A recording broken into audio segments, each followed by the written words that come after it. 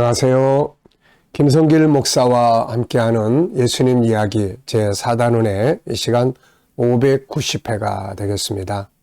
주제는 적극적인 사람들이 얻는다. 그런 내용입니다.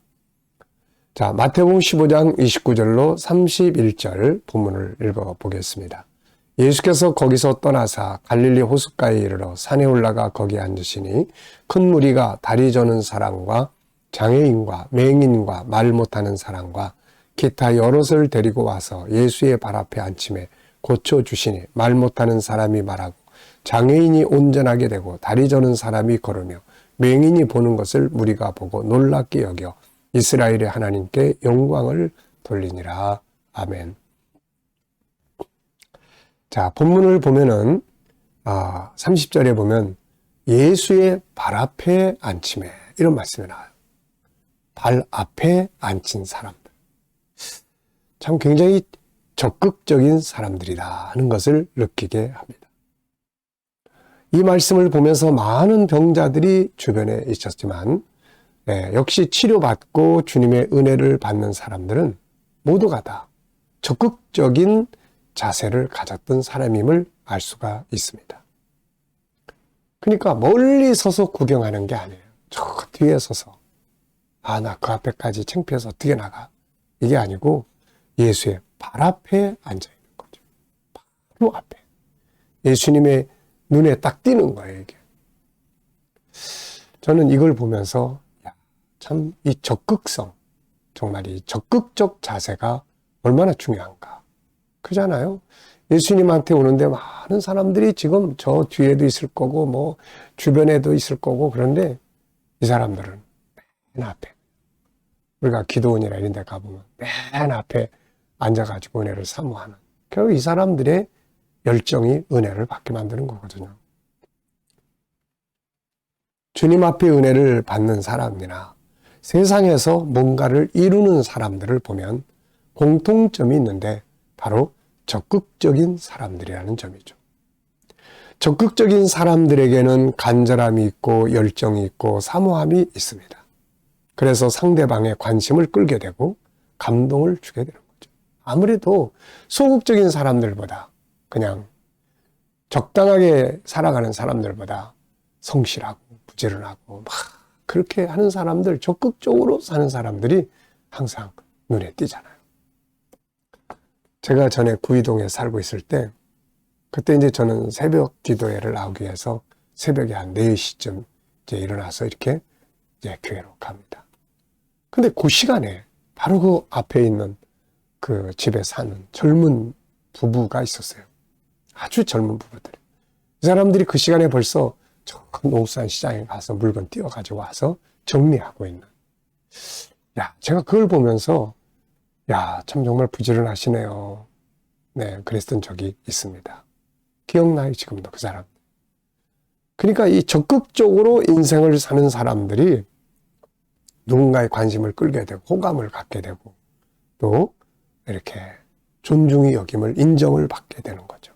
그리고 뭔가를 얻게 됩니다. 자, 은혜 받는 것도 마찬가지예요. 뒤에서 적당하게 있으면서 구경이 나다가는 이게 아니라 적극적인 자세로 오는 사람들이 은혜를 받는 거예요. 주님의 눈에 띄지 않는 환자들보다 주님의 눈앞에 띈 사람들을 주님은 치료를 해주신 거죠. 이런 일들이 성경에는 많이 나타나요. 아주 적극적인 자세를 가지고 치료받았던 사람들이죠. 마가복음 2장을 보면은 거기 중풍병자를 데리고 온 사람들의 이야기가 나옵니다. 이 사람들이 4명이서 중풍병자를 이제 자리에다가 뉘어가지고 들고 왔어요. 근데 이제 그 주변에 예수님이 계신 곳에 와보니까 막 사람들이 너무 많아가지고 예수님 앞에까지 갈 수가 없는 거예요. 그래서 이 사람들이 이제 궁리한 게 뭐냐면은 예수님 머무시는 그 집으로 가서 지붕 위로 올라간 거죠. 그래가지고 그 지붕을 뚫었어요. 이렇게. 당시 유대인들의 지붕은 이렇게 평면하기 때문에 또 흙이나 이런 걸로 만들어져 있기 때문에 뚫을 수가 있는 거죠. 그래가지고는 그냥 예수님 앞으로 그 병자를 내려보냈어요. 그랬더니 예수님께서 5절에 보면 이렇게 말씀하세요. 예수께서 그들의 믿음을 보시고, 그러니까 주님은 이 적극적인 사람들의 믿음을 보고 그 중풍자를 고치신 거죠. 대단하잖아요. 웬만하면은 그냥 여기까지 왔지만 사람 많으니까 이제 우리 할 일 다 했어 그러고 갔을 텐데, 안 돼. 주님 앞에 어떻게든 이 사람을 내려보내야 된다. 그래가지고 그냥 지붕을 뚫고 내려보내니 얼마나 기가 막혔겠어요. 이게 적극적 자세. 이런 사람들은 뭔가를 이루어내는 거예요. 혈루증 여인의 이야기도 마찬가지예요. 마가복음 5장을 보면은 12년 동안 혈루증 앓던 이 여인이 주님께 나가 치료받죠. 이 여인도 정말 적극적인 여인이에요.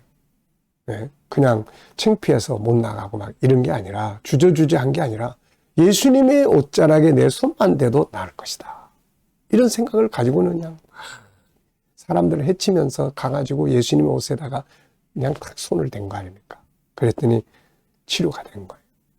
그때 예수님께서 누가 내 뒤에 나에게 내 몸에 손을 대느냐. 제자들은 영문도 모르고, 아니 주님, 사람이 이렇게 많이 모이니까 부딪히는 건데 누가 손을 댔다고 하십니까? 아니다. 내 몸에서 내게서 능력이 나갔다. 그때 그 여자가, 아이고 주님, 제가 만졌는데 죄송합니다. 아니다. 내 믿음이 너를 고쳤다. 이 적극성이에요. 주님 따라가는 사람이 얼마나 많아요. 뭐 환자들도 얼마나 많았겠어요. 근데 이 사람은 적극적 자세를 가지고 있는 거죠. 또 15장에서 우리가 살펴봤던 가나안 여인도 적극적 자세를 가진 사람이었어요. 주님 앞에 문제를 가지고 나와 소리 지르면서 간청하는 모습, 주님이 침묵하실 때 또 막 무시하는 말씀을 하실 때 상관없이 그냥 간절히 구하는 그 자세, 이 적극적인 거예요. 결국 다 응답받잖아요. 구약에도 보면 야곱이나 다윗 같은 사람들은 정말 적극적인 사람들이었어요. 야곱은 자기의 소원을 이루기 위해서 얼마나 간절했으면은 형의 장자의 권리를 사려고 했을까요? 다윗은 골리앗 앞에서 다들 도망가는데 적극적으로 도전해서 백성을 구원하고 이스라엘의 영웅으로 등장을 합니다. 시어머니 나오미를 따라갔던 며느리의 룻도 정말 적극적인 여인이잖아요. 웬만하면 시어머니가 이제 그만 따라와라. 됐다. 네 마음 내가 고맙게 받을게. 돌아가서 너 젊으니까 다시 결혼해. 나 따라와야 아무 소망이 없다. 그런데도 이 룻은 막 적극적으로 어머니 가는 곳에 나도 가고, 어머니가 돌아가시는 곳에서 나도 죽고, 어머니 하나님이 내 하나님 되고. 그래서 결국 이 적극적인 여인이 결국 베들레헴에 와서 보아스를 만나고 새 가정을 이루고 메시아의 조상이 된 거 아닙니까, 이게? 예수님도 그의 말씀 속에서 이 적극적 자세를 가질 것을 부탁하셨어요.